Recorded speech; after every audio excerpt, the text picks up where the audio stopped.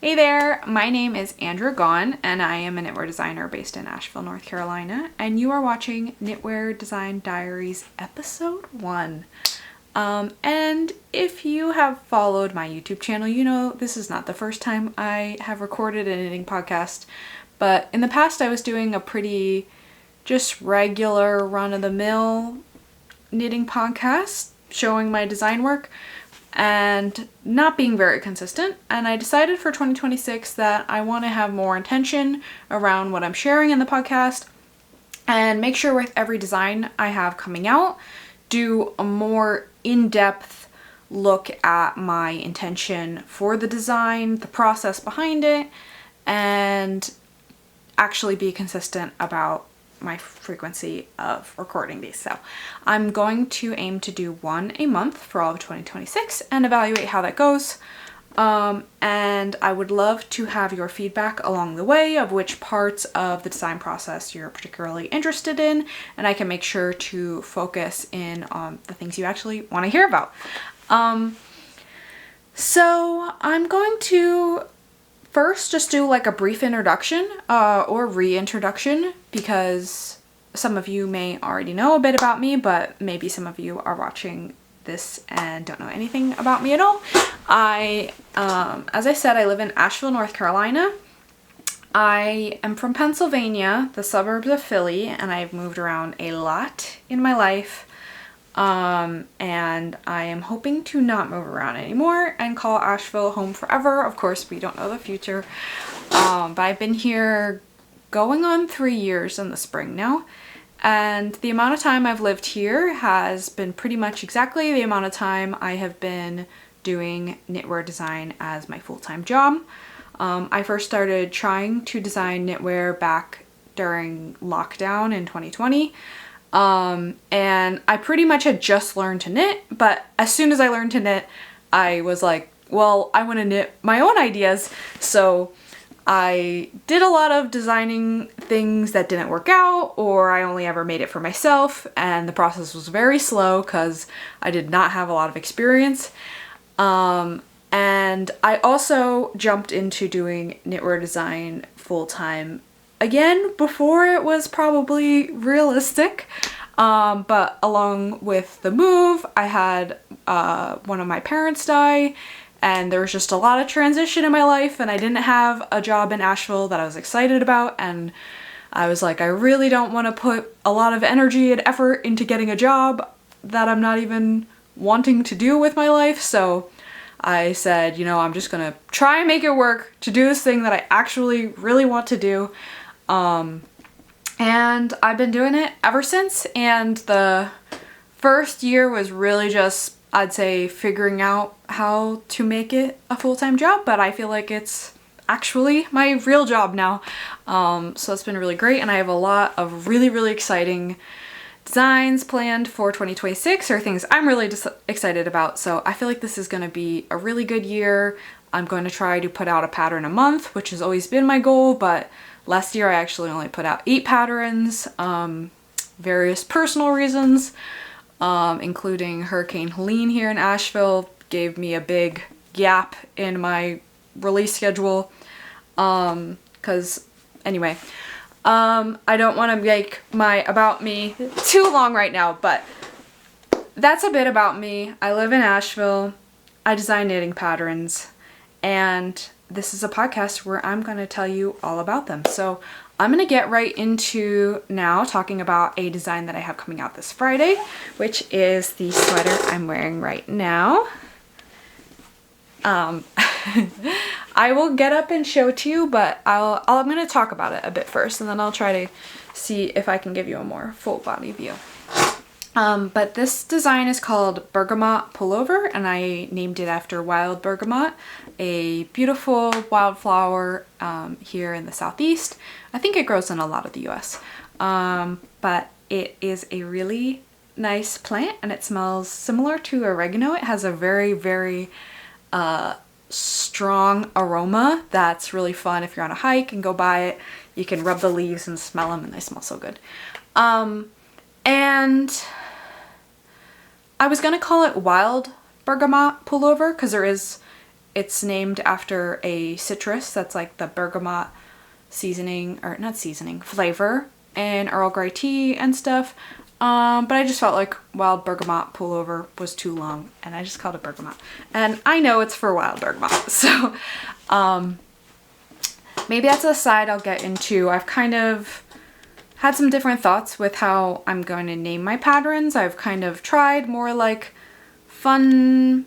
Anyway, I've decided I'm doing a cohesive theme of plants, animals, and nature of the Blue Ridge Mountains / Western North Carolina, where I live. And I've done that for a lot of my patterns already, and a lot of my patterns were named after, like when I lived in Florida, local plants and animals there.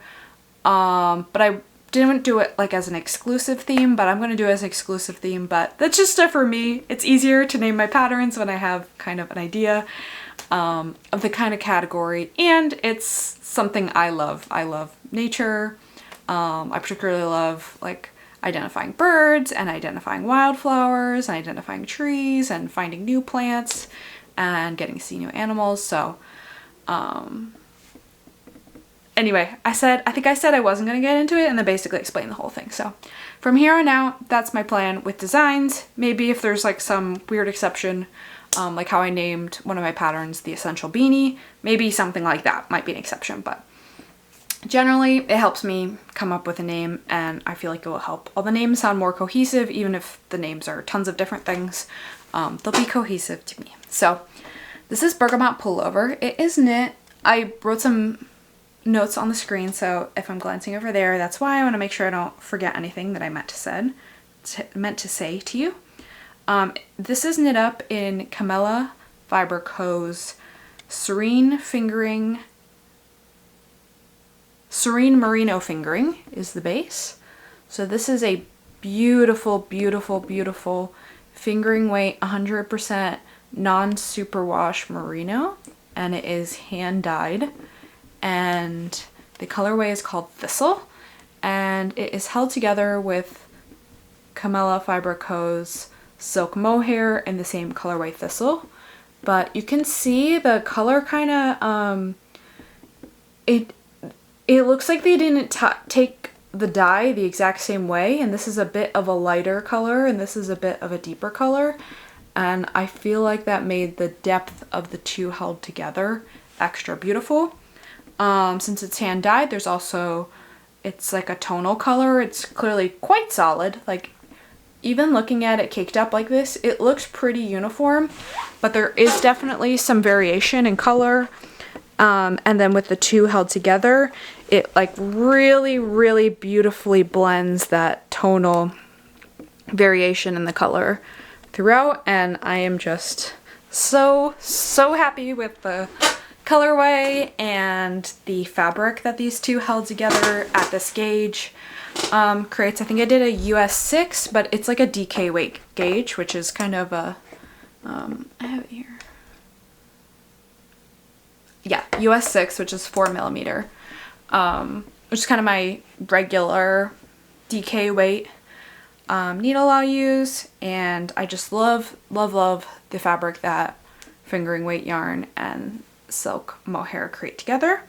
And this was my first time working with any yarn from Camella Fiber Co., and we did as a collaboration. She provided this as yarn support, or they, Sylvia, I hate to say her name when I'm not certain how to pronounce someone's name.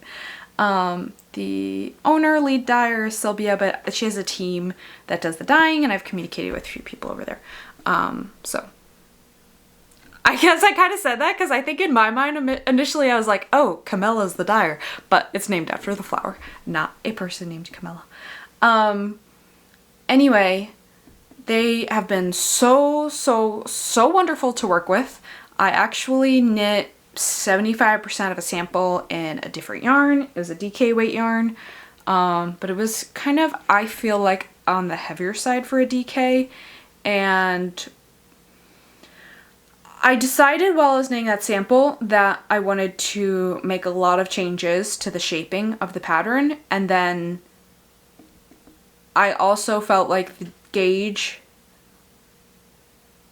in that yarn was denser than was what I was wanting for this specific design. When I made the swatch, it seemed good, but kind of for a closer fitting garment, I felt like it was too stiff, I guess. And stiff is a very extreme word. Like, knitwear is basically never stiff, but compared to the very flowy, drapey fabric that these yarns create. And I was also kind of just sick of looking at the yarn because I had done a lot of frogging, re-knitting to even get the sample 75% of it done. But they're so amazing to work with and were fine with me switching to a different yarn than was originally planned. And I'm really happy because I feel like this yarn is just 100% perfect for the design. And I love this color. They are based in Nashville, Tennessee, which, if you're not familiar with the geography of the southeastern US, that is about a 4-hour drive from where I live in Asheville, North Carolina. And when I say I live in Asheville, a lot of times it will sound like I live in Nashville, and people think I'm from Nashville, so I have to try to enunciate that. But the cities of Nashville, Tennessee and Asheville, North Carolina are both in the southeast, about 4 hours away from each other. I have still never been to Nashville before, but I am going this spring for Nash Yarn Fest, which is a new yarn festival. I think last year was the first time it ever happened, and by the time I heard about it, I had a conflict, or I wasn't able to go for some reason, but I'm very excited to go. There is a small yarn festival, well, small compared to like the huge ones. It's pretty big actually. That's in Asheville every fall, and I went to that last year and it was great. But it's really exciting to have more local southeastern fiber fairs because a lot of them are on the West Coast and in New England and Northeast. So it's very exciting to see the gatherings grow here locally. Okay, anyway, I'll tell you plenty about that when it happens. So I'm trying to think of all the things I want to say about this sweater, what to start with. So I think what I want to start with talking about is the construction method. If you follow me on Instagram, you may have seen just yesterday I did a whole carousel explainer post about the construction method, which is, seamless set-in sleeves, which I feel like is a teeny, almost a tongue twister. I feel like my enunciation and misspeaking is not the best, so I always had to, anyway, not trying to put myself down, but I just gotta be careful when I'm saying things like seamless set-in sleeves to make sure I'm getting it right. Okay. But this is the second time I have used this construction method. The first, here, I'll grab it, is with a design I released quite a while ago now. Maybe a year and a half ago? 2 years ago? Anyway, Sunshine Tee, which is one of my most popular knitting patterns. And this is a great way to show you this construction method actually, because the defining characteristic of this construction method is that there is some amount of armhole shaping and then a sleeve cap that goes into that armhole shaping, so that makes it so the sleeve is angled downwards as opposed to a drop shoulder sweater where if there was no sleeve cap here, the sleeve just goes straight out, and that is great and fine for a more oversized sweater. But if you have something closer fitting, you want that sleeve cap gives it so that the actual shape of the garment is a lot more like how your body is when you're standing neutrally. Of course, you can make your body like the shape of a drop shoulder sweater, which is like this, and you know, it does start pulling up the underarms, but most of us don't walk around like this. We walk around like this. And yeah, so the shape of the sweater, if you lay it flat, is basically like this. And that allows a lot of normal range of motion to keep this whole sleeve cap and armhole situation right where you'd want it. like most sweaters, if you raise your hands, it's gonna pull up a little, but not as drastically as some other construction methods. Anyway, I use this construction method for this tee because this is a closer fitting tee, and I wanted it to be just the really classic tee. It's pretty fitted and very cropped, so it's kind of like baby tee. It's not so snug as I feel like when people normally say baby tee, it's like fitted completely throughout. This like hangs a little loosely, but it's on the like baby tee kind of fit, at least how I made it for myself. But it's really easy to size up and lengthen it if you want more of like a standard t-shirt. And this construction method lets that closer fitting tee fit really well. And you can see here the sleeve cap is the majority of the whole sleeve. So from here to here is all short rows that are worked to make a sleeve cap, and then only this little tiny strip at the end is worked in the round. So the vast majority of this sleeve is worked with short rows to make the sleeve cap, and that is exactly how this sweater is worked. It's worked top down. You knit the back flat, pick up, knit the front flat, join, work the body in the round. So if you're familiar with top-down drop shoulder sweaters, it's like the exact same process, except for that there's some underarm shaping so that the body is a bit wider than the front and the back. And then when you pick up stitches for the sleeves, you start immediately doing short rows, and those short rows start about this width and they get a little longer as you go until you make this entire rounded sleeve cap shape. And then starting here, it is knit in the round the rest of the way. So if you've done top-down drop shoulder sweaters and you know how to do German short rows, you know everything you possibly need to know to knit this. For the experience of knitting it, the only main difference is just working those short rows at the sleeve cap, and there's also short rows at the shoulders, so it's not even, you've already worked that technique at that point. So even if you are new to German short rows, you'll get to practice them during the shoulder shaping. So when you do the sleeve shaping, it won't even be your first time doing German short rows. So all that is to say, I think this is quite a beginner friendly pattern. It's not as beginner friendly maybe as a top-down raglan where there's no short rows involved at all.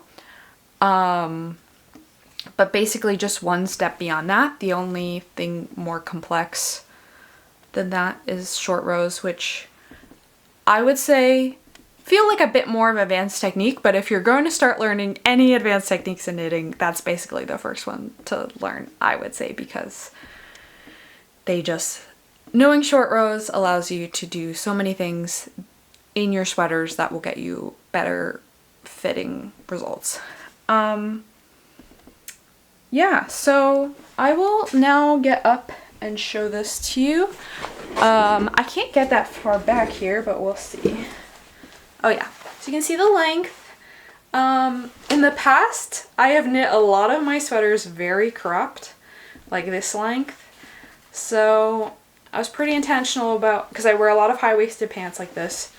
I was very intentional about it. I was like, I want this to be a very regular length. So I'm pretty short, so it's still not a super long sweater. I really don't like when sweaters get any longer than like my fullest part of my hip.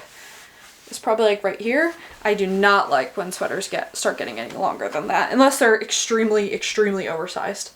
But I kind of just aimed in all the measurements, like the sleeve length, body length, to just do like what is a standard, the most basic, standard, plain sweater. And then with it being top down, it is quite easy to modify the lengths of the body and the sleeves to get your own preferred fit. So it'd be extremely easy to make it cropped, make the sleeves longer, make them shorter. But I wanted the base pattern to just be like, this is the basic standard go-to sweater. Hold on, I am gonna have to take a look at my battery here. Okay, my apologies. I had temporarily, when I was doing some photos, turned on a setting where the screen never dims, and that made my battery die really fast. So I charged the battery and I'm back. But so I think I said pretty much most of the things I wanted to about Bergamot, but I had one of my test knitters, Hannah, ask about if the set and sleeve shaping, testers for previous designs, not this design, if the set and sleeve shaping was the main thing that differentiated this design from my existing design, Front Porch Pullover. And I had a lot of folks appreciate in the Instagram post I did with the little explainer, the graphic I made where I just took schematics from different types of construction methods I've done. So I have worked those up in a program called Inkscape and just put them all next to each other to give like a basic comparison of how the different construction methods look and how that sleeve is shaped compared to the body. But I thought it'd be a great demo. Alright, I'm taking the graphic away. I thought it would be a good demo to try on back to back this sweater I'm on with the set and sleeve shaping and Front Porch Pullover, which is a design I released that is a very similar concept of I want just like basic wearable everyday sweater except for the drop shoulder version. So this is the standard, this is just from it hanging up. The sleeve just comes straight out. You pick up stitches for the sleeve and start knitting in the round immediately. And it has a much boxier fit. I think it has 8 to 10 inches of ease. This has 4 inches of ease, so double or more the amount of ease.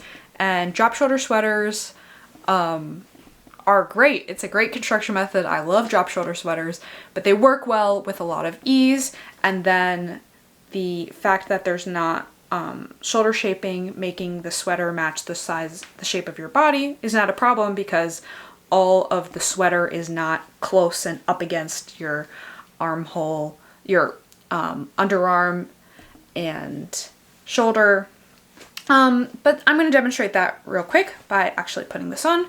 So again, here is what worn the set and sleeve shaping looks like.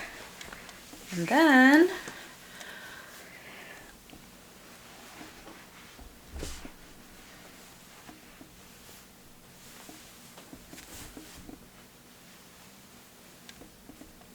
ooh, I'm gonna mess up my hair. Not that it's done or anything. Okay. And for direct comparison, here is what that drop shoulder shaping looks like. So the body is much wider and there's no armhole shaping in the size, so that means the whole front is much wider instead of this line where the two are connected on Bergamot is all the way up here. That extra fabric in the front folds over and kind of becomes the top of the sleeve, and then the actual sleeve, you can see pretty much doesn't start until where the knitting in the round would start for a set and sleeve. But if you had this tighter, I can't even make it happen. It would not be a good fit, but it's an excellent fit because there's lots of ease in the arm, lots of ease in the body. So you don't need that extra shaping for it to match your body shape properly because the extra fabric can just do its own thing. It's not like fitting like a glove. So I hope this explanation makes sense. So this is much more cropped. Like I said, I knit a lot of my sweaters cropped. I really like that, but I just wanted to not have all of my sweaters be cropped. So again, you can see how different that result is. And when you're actually knitting, like I said, pretty much the only difference in your process knitting that would be different is knitting the short rows up here between these two patterns, but the result is quite a different fit. Yeah, so if you prefer looser fitting sweaters, this one is also fingering weight yarn held together with mohair, same gauge. I don't know about the row gauge, but I'm pretty certain it's the same stitch gauge. Can also be knit with a strand of DK. And this also has twisted rib edges, which is what Bergamot has, but Bergamot I decided to do a folded collar, which is my favorite. But this one, I don't know, I feel like it was kind of more sweatshirty, so I left it a more simple short collar and did not fold it for this one, for front porch. So yeah, I hope that kind of, I'll just leave this on, and I guess I don't need to change back at this point. I hope that visualization of the two worn makes sense. I'll put the graphic back so you can look again about how the shape of the drop shoulder looks compared to how the shape of the set and sleeve looks.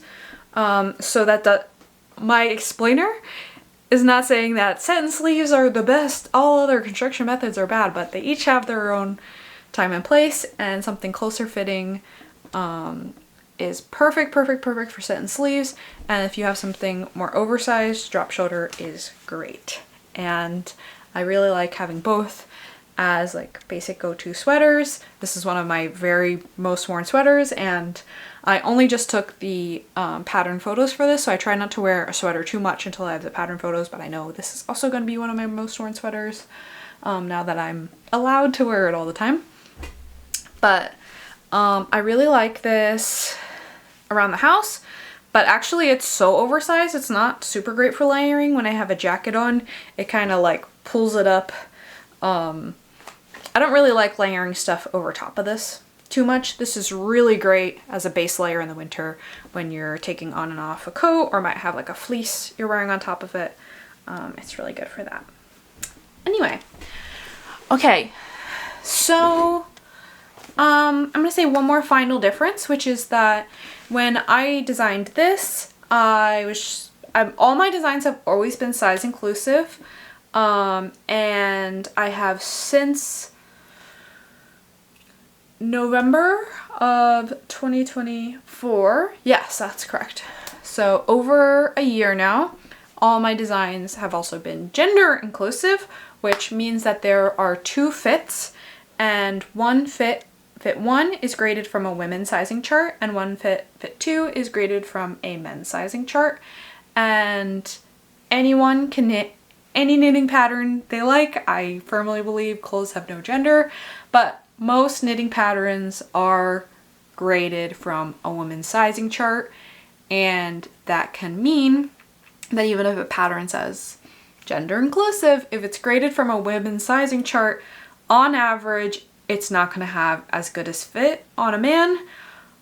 And by as good a fit, what I really mean is the intended fit. So if the intended fit is for something to be full length, men on average are taller and it's not going to be full length. But no one person is really the like average women's shape in a women's sizing chart or the average men's shape in a men's sizing chart. So the great thing about making your own clothes is that you can alter them and get things exactly how you want, but the 2 fits gets a closer starting point for the more typical ratios between proportions for a women's body and the more typical ratios between proportion for a men's body. And I call them fit 1 and fit 2 because anyone can knit either fit regardless of their gender identity. Of course, there are people that don't identify with either of those genders, and they can knit just whichever one which gives them closer to their more ideal fit. A lot of women choose to knit fit 2 if they have broader shoulders and wider biceps compared to maybe their waist and bust measurements. Fit 2 can give a really great fit for that, and maybe they just shorten it to more like what the fit 1 length is, but they can get a better fit in the armhole. So anyway, that's a whole thing I've been doing, but this design came out before I had instituted that. But with it being so relaxed fit, I think the more oversized something is, the less that really matters, and it kind of comes down to the main things that would be different between the fit 1 and fit 2 is really the lengths, and the lengths are really easy to modify. So I think I even included in the pattern this cropped length I did in a standard length, but if you're a more average male height, you might want to add even more length to the standard. But I still think anyone of any gender could knit this pattern and have it fit them excellently. And one day I would love to go back and update some of my previous patterns with the fit 1, fit 2 thing.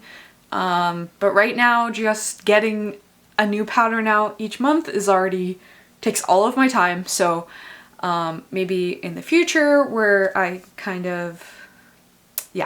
I would love to do it. It's not realistic for me at the moment. So focusing on that fit 1 and fit 2 moving forward. Let me know if you have any questions about that. That's like a whole thing. I could do a whole video just on that. And maybe I will, if I have time between these monthly updates, I could do videos getting into specific things like that fit 1, fit 2. Yeah, so this pattern's already out. This pattern is coming out this Friday, January 16th. And you can knit your own version, and it would be a perfect first set and sleeve sweater pattern if you have not tried out this construction method before, or if you have knit my Sunshine Tee and know you like this construction method. Now there is a pattern of mine to do that for a sweater.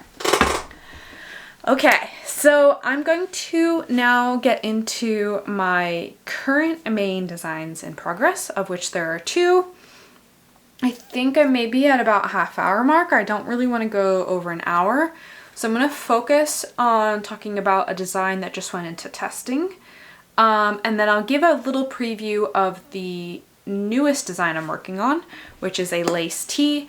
But I'll kind of save most of the details on that for next time when it should be completed. That's my plan. So we'll see. Okay. I just put out a test call for this, so the test call has already begun, but I'm knitting a second sample. So I have this finished sample to show you, and then I'll show you my in progress sample and the differences. But this is my newest design that is complete, and it is called Bloodroot Tee, and I am so thrilled with how this came out. I definitely had to do some re-knitting, but I do a lot of re-knitting. I do a lot of frogging and adjusting, but for how much complexity there was in this pattern, honestly, it was pretty close to just fitting perfectly right away. I can't remember now. That's something I want to share, because more of when I said I want to share more about the design process, a lot of the design process is frogging and re-knitting. And sometimes in the past I'd be like, I'll record every 2 weeks. And then the day before I was going to record, I'd be like, I just frogged everything I knit in the last 2 weeks. I don't have anything to show. But, so I didn't really like document what exactly I redid on this, but I had to redo very little. I think when I initially cast on, I changed the shoulder shaping slightly. But once I had a good bit done, I just knit it. And the fitting turned out excellently.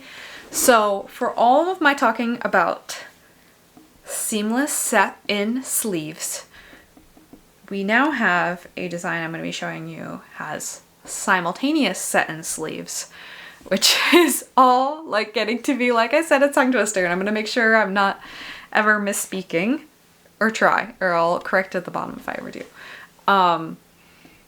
But what that means is this is the same construction method of a set-in sleeve. So you can see how there is a sleeve cap here. Oh yeah, that shows it great. You can see that rounded top of the sleeve cap and how it fits into the armhole, and then it's in the round here. But actually, this part is knit in the round as well, and not with short rows. So if you are not familiar with this, this is another variation on how to do set-in sleeves while avoiding seaming. But what you do with this construction method is that after you've knit a very little bit of the front and the back, and you get to where the top of the sleeve would be, you actually start knitting in the round, and you pick up stitches along the side of the front, you pick up these stitches and then it's knit in the round so that these are actually increases that are done while knitting the yoke in the round. And when you pick up for the sleeves, you've already knit this whole sleeve cap. And when you pick up for the sleeves, up to here is already done. And I think this will make a bit more sense when I show you my whip in a second. Ooh, my nose is itching. I think the taking on and off the mohair sweaters is making my nose itch or something. Normally I don't really have a reaction to it. Okay. And my original plan was for this to be a high mock neck. Here, I'll put in an image of me wearing it. I don't really want to change into it. It's a little too cold in the house to be wearing this right now. But this is a fitted tee. I originally wanted it to have a high mock neck. And I'm trying to extra lean into listening to the design and seeing what the design wants to be, because I'm a big planner and I want it to turn out how my original vision was. And sometimes I end up to where I'm like re-knitting, redoing to get to my original vision I had in my head, but the actual how it turned out isn't necessarily bad, it's just different than the vision. And so I want to put in the effort to making my original visions come to life, but I also want to say, okay, how is this going now that all the realities of how the stitch counts work, how the fabric actually lays, how is it really going, and then adjusting as needed. So a time that I felt very great about this is that I originally picked up stitches and knit a 3-inch high collar, and I wanted it to be like a high fitted mock neck, but it was too loose and flaring and not fitted, and it did not match the fitted kind of more sleek look of the rest of this. And all I did was just fold that in half and sew it down, and it perfectly has kind of, it's right in between, I'd say, like a crew neck collar, and it comes up just a little bit on the neck to be like a light mock neck. But it's not as much as a mock neck as I kind of originally planned. Another difference between other top-down designs I've done is usually I will have my shoulder shaping done with short rows, which if you've knit a bunch of top-down stuff, you might know that sometimes shoulder shaping is done with short rows and sometimes it's done with increases. I like to do short rows because sometimes you get really deep shoulder shaping if you do increases, because you can only increase 1 stitch per row. So there's kind of a defined shoulder slope. You can't make, like, if this is the top that you cast on, if you increase 1 stitch on each side every row, you're going to have a shoulder slope that's something like this. Whereas if you use German short rows, you could make the angle differently. But because this had a pretty narrow back and a wider neck, I felt that the rate of increasing every row gave a shoulder slope that I was very happy with and wanted. So this is actually my first design where the shoulder shaping is just done with increases. And this is pretty commonly done. So this line here is part of the back and you increase to shape the shoulders. And that is really, really good because that means this whole design has no short rows, which, as I've told you, I love short rows. But short rows are a little tricky to be compatible with stripes because the partial row is like where you're going to have a partial stripe if you have a partial row, generally. So part of my idea for this design being all the sleeves being knit simultaneously to the body is that means that if you put stripes in, you can have that stripe go perfectly continuously around uninterrupted, and the back shoulder shaping that I described means so you can do a stripe that is not disrupted by German short rows. Okay, so I only have a little bit, but maybe this can kind of help you see what I'm talking about. So what happened is I first knit this back piece Oh, actually I took some progress photos along the way. So here's a photo of the back. Here, I'm just gonna go through them. Okay, here's a photo of the back, and then you pick up stitches and knit one part of the front, and then you pick up stitches and knit the other part of the front. And then you're to that spot where I told you, you pick up stitches along the edge and actually join the whole thing in the round. And this is what it looks like. It's kind of shrunk up. But now just this little bit of the top of the shoulders is knit, and I am knitting in the round. And so the front, back, and sleeves are all going to be knit at the same time. And then, okay, this is so little, like I can see exactly where this is going, but it's hard for me to know if someone's not familiar with this construction method. So what we're looking at here is this little slice of the top, basically, and this I just picked up, and I'm just starting the very beginning of these sleeves. But I have not yet done my first red stripe, so this very top of the sleeve cap exists and is now being knit continuously with the front, but I'm actually about to start my next red stripe, and that stripe is going to go all the way around onto the sleeves. So, like I said, I already started the test knit. In an ideal world, I could have both my samples done before the test knit, so the testers could have as much information as humanly possible about how the stripe version looked, but I'm really, really trying to get a pattern out a month, and I gotta make business decisions, and this is exactly how the top is, and the instructions are included for the stripes, and when the release happens I'll have both samples done, but for the test knit I only had just a teeny bit of this done. And this striping method, or not method, but sequence I used is 12 rows of a main color alternating with 4 rows of a contrast color, and it kind of gives these like thin bold stripes. And I specifically made everything work out in the pattern so that the sleeve is not happening in the middle of a thin stripe, and the bottom of the collar is not going to be in the middle of a stripe. So I did little details to make sure this specific striping pattern worked perfectly, but really, and you can put any striping sequence you want on there. You could, you know, do anything, but it's particularly compatible with multiples of 4. So if you did like, instead of the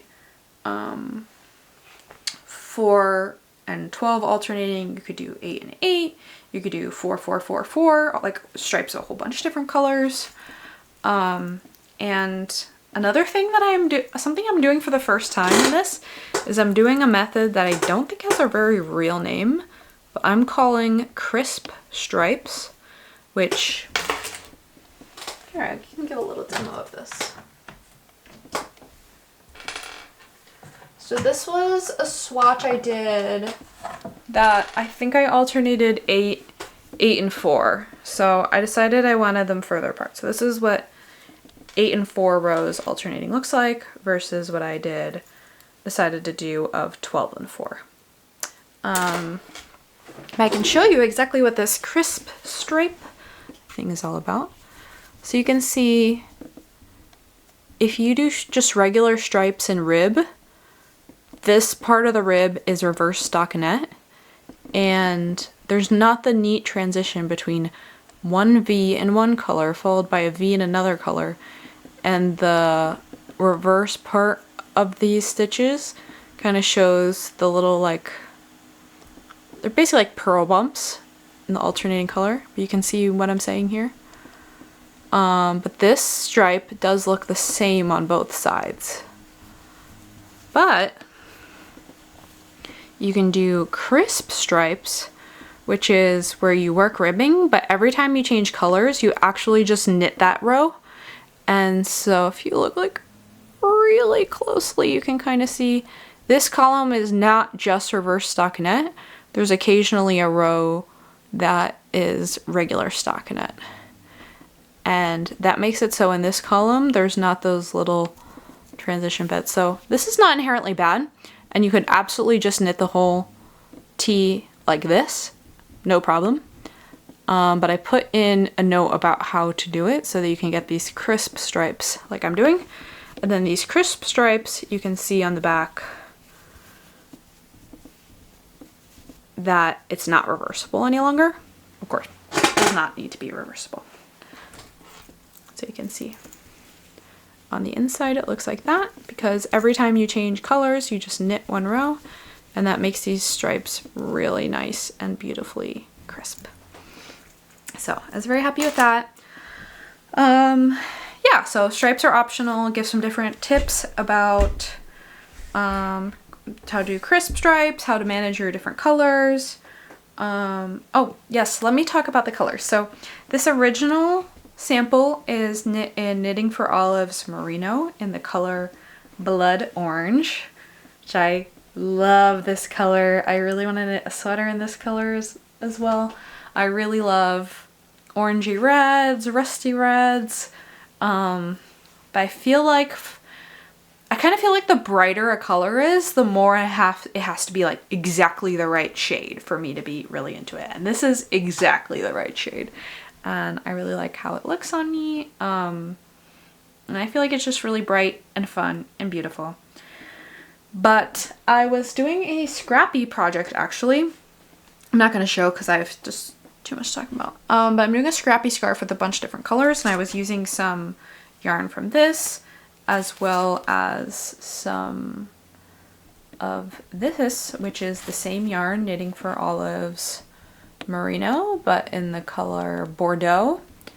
And I was thinking I was going to knit this with like a corally pink for the stripes. Here, like this color. I still think that would be really nice. You can see this is a lot more like of a coral pink than this orange red. I still think this color combo would be really nice. But Knitting for Olive didn't really have a coral pink, and I was kind of settling on a more like subdued ballerina pink, which I thought would be okay. And I was about to order that, but then I ended up seeing these two colors together in my scrappy project because I had some of this. Anyway, I was like, oh, I'm just going to use this, my leftovers from this with the Bordeaux. And I like their kind of, I don't know exactly actually if I would say this is a purple or a red. It's like a maroon. Maybe it's more purple than red. What do you think? I feel like everyone always has very different opinions about that, but I kind of feel like I've been extra liking the color combo that's just a step away from being monochrome, where you have like a dark red and a light red, where it's like a purpley red and an orangey red. So they're like one step away. And I thought almost similarly, I really like these two together, like a really reddish purple and a very, very cool purple. I wouldn't say this is bluish, but I think this would also be good if you even had like more of like a lavender blue. Knitting for Olive has a really good color like that. That's like right on that cusp of purple and blue, and a color that's on the cusp of red and purple. But I still like the monochrome, just like light green, dark green paired together. But I feel like if you have the light and dark of a color and one is leaning kind of one way and one is leaning the other, just gives some nice, like ends up cohesive with enough like interesting contrast that it ends up really fun. Well, anyway, I ended up just seeing these two colors together in my scrappy project and was like, they're so good, I have to do it. And I'm really, really happy with it. I feel like I do a lot of like safer color combinations when I'm doing multicolor things. And not that I feel like this is that crazy or anything, but I really like these two colors together. And I'm already thinking that I want to knit more. Usually I try to limit myself how many samples I can make, but I'm thinking about doing a knit along when this pattern is released, which I feel like could be extra fun because there's so many variations of how you could do it. Like you could do different colors, You can do different body lengths and sleeve lengths. It would really change the look of the tee. I'm going to do a cropped cap sleeve version for the second cropped version. And with it being a newer construction method to a lot of people, I feel like a knit along could be an extra good way for people to, maybe people could try something that is a bit more intimidating or unfamiliar, knowing that they have the support of asking for help if they need it. I think, like lots of things, anyone could pick this up and do it. Like if you have just a bit of garment making experience, I don't really think it's too complicated for anyone. But I know, like when I was a beginner knitter, just the extra encouragement to kind of step out of your comfort zone sometimes can be good. And I feel like the supportiveness of a knit along could be perfect for that. Anyway, all that is to say that I think I am actually going to knit a third version of this. And I'm going to do it after the pattern comes out as a part of the knit along. So let me know if the idea of doing a knit along for this tee, Bloodroot Tee, is interesting to you and you want to do it. I did already have someone ask if I was going to do a knit along before this is the first time I'm saying my idea of wanting to do it. So that was very, very reassuring. I was like, this would make a great knit along. And someone already asked, like, are you going to do a knit along for this? So hopefully there's some interest, but if you are interested, let me know, and that can help motivate me to make sure that actually truly happens. And that would begin in March. Yeah, I think my planned release is like very end of March right now. So this would be a good spring knit along, have it knit for in the spring, in the summer. Yeah, okay. And I will be sure to share more of this sample with you next time when I have more knit up, and you'll be able to see what I'm talking about how knitting in the round makes those stripes able to go around perfectly and match up, which is something I'm really excited about. And I want to say a last comparison about these construction methods of doing the satin sleeves afterwards, like they are in Bergamot, where you pick up the stitches, do short rows, or doing it continuously, like in this. I would say knitting the pattern, I don't know that one's necessarily preferable or easier to the other. I think going forward, there are two construction methods I'd want to both use frequently. But what really made this design work well for that is both the texture and the stripes work better with increases compared to short rows, because that increase line is really neat. Whereas you can absolutely do short rows in ribbing, but it's just not going to be as perfectly neat. Whereas stockinette, you could do the stockinette sweater in the simultaneous method and it would be great, but there's not really a clear reason that you need to do that, or there's not like a great advantage of doing it the simultaneous way versus the pick up stitches and do the short row sleeve cap way. So anyway, I have lots of ideas for more things I want to do with these methods, particularly with this simultaneous method. I'm really interested in doing a colorwork sweater where then the colorwork can go onto the sleeve and match up perfectly with the body. So that's kind of going to be my ambitious project for next fall, I believe, is doing a colorwork sweater with this method. But I'm really glad to have tried out, I guess the satin sleeve sweater method was not really new to me, because as I showed you, I have done the sunshine tee before, but my first time doing a sweater and then my first time doing the simultaneous way. So that's a lot. All right. This is a great check-in. Let me know. Is that what you're interested in hearing about? Because like this is what I'm thinking about all the time. Like the pros and cons of the different construction methods, when they should get used.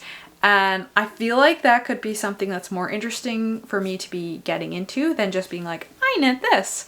And I'm always trying to share like the construction method and stuff, but really getting into the nitty gritty of like why for one design I'd use one construction method versus another. So let me know if that's something you're interested in.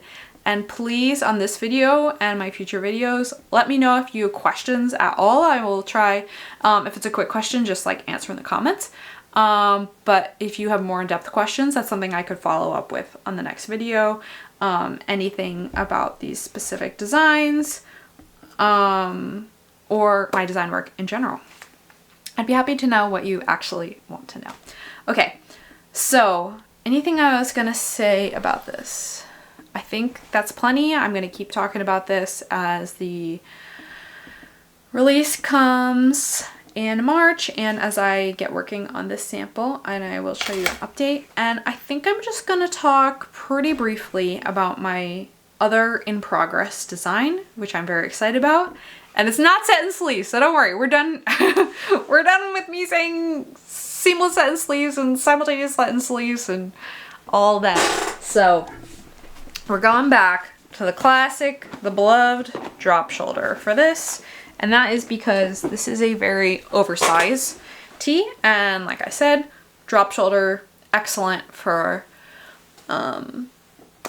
oversized garments. So actually this is probably gonna have a pretty similar fit to this, like really oversized boxy like this, except for I'm just gonna do a pretty short sleeve that ends around the elbow.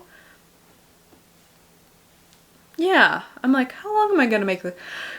I think I tentatively wrote 5 inches for the sleeve length, but I was kind of just gonna see when the garment, I'm like, it actually is probably a pretty similar fit to this, but the fabric is very different from this, and it is a open lacework pattern with lace columns, and it is knit up in, is that focusing? Well, I can't really see. This also, it's kind of like scrunching in a bit where the lace columns are. I'll get my swatch down. I won't bother. I'll block this out, I think, next time, before next time I show you. But the lace columns are gonna open up more like this. With blocking, they kind of want to scrunch in and close up before that.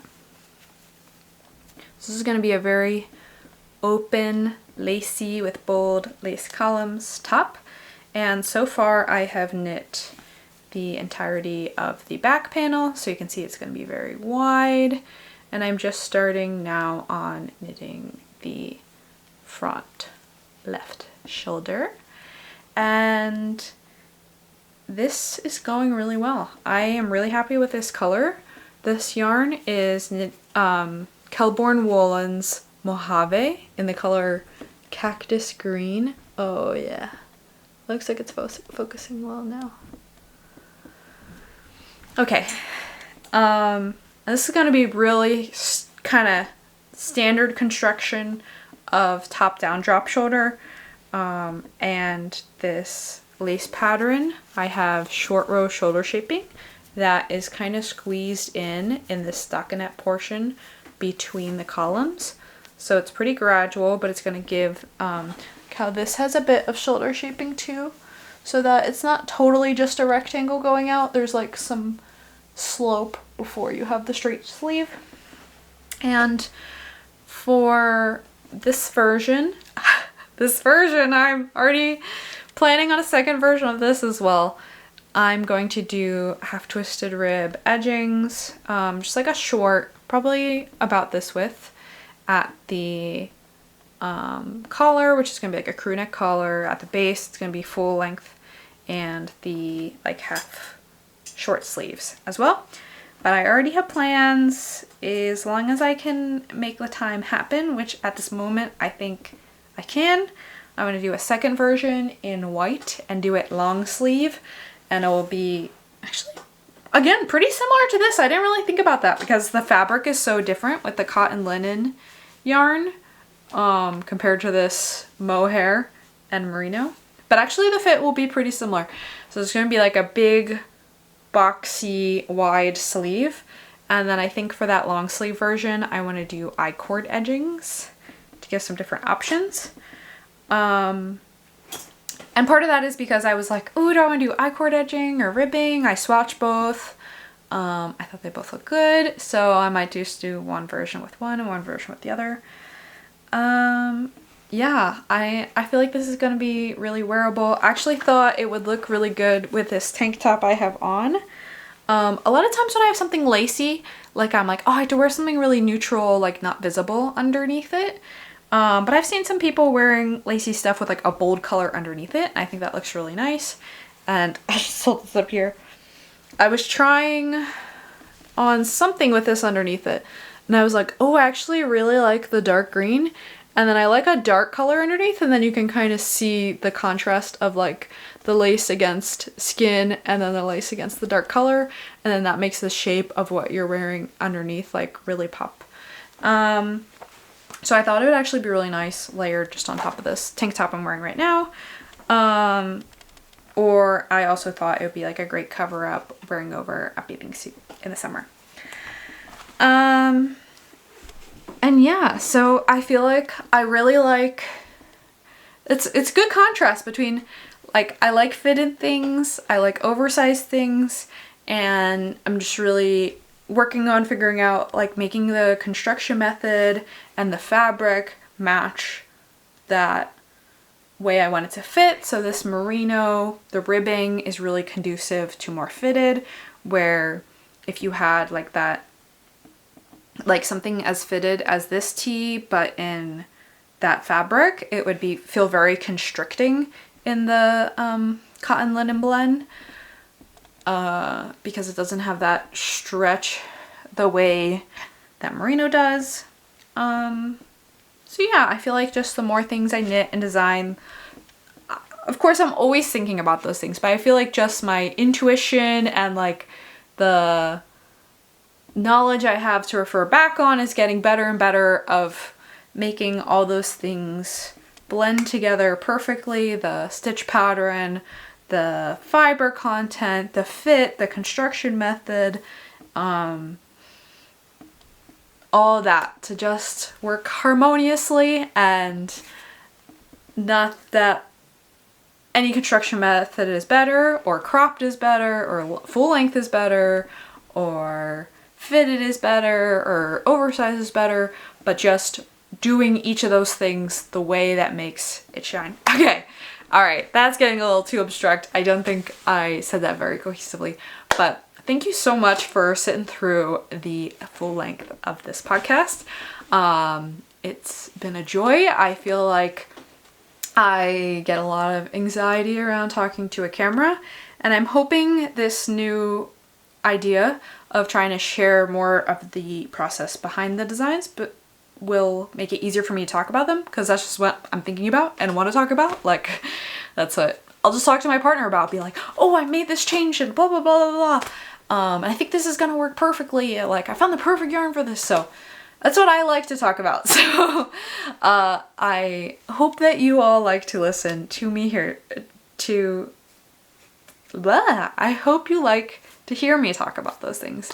And I feel like I am really hoping that this way of saying, oh, I'm going to talk about the process will help with months where I'm like, things did not go as planned, or I did a lot of frogging, and then I can talk just as animatedly and passionately about what didn't work out, instead of being like, here's what I knit this month. Nothing. I frogged it all.